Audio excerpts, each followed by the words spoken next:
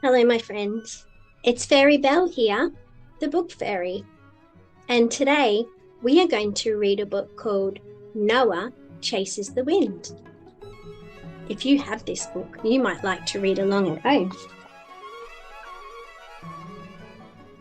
Noah knew he was different.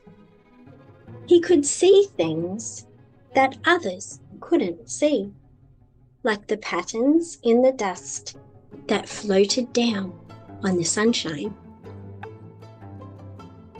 He could smell the green tang of the ants in the grass. He could feel when a big storm was coming before the leaves on the trees even started to tremble. Noah liked to find out how things worked, where they came from, and where they went. When he couldn't understand, it hurt his head and his heart. His room was overflowing with books of every shape and size on every subject he could imagine. Noah loved books more than he loved toys. His favorite books were about science, especially the weather. They taught him why rain clouds looked so angry, why the air buzzed right before lightning struck, and why his skin turned darker in the summer sun. Yet, search as he might, none of his books could tell him what he really wanted to know. Noah knew where the wind came from, but where did the wind go? His mother was usually more helpful than his books, but she didn't know either. "Why don't you try finding the answer for yourself?" she said. Noah sat quietly with his back to the trunk of his biggest tree and waited for the wind to come. Before the leaves on the trees even started to tremble, Noah felt a stirring deep inside.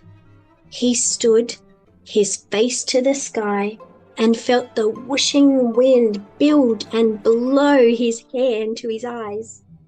Noah took a deep breath.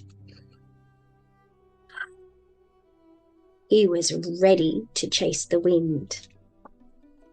He followed the wind as it whistled down his street, blustering around buses and bicycles and whipping wrappers from the gutter.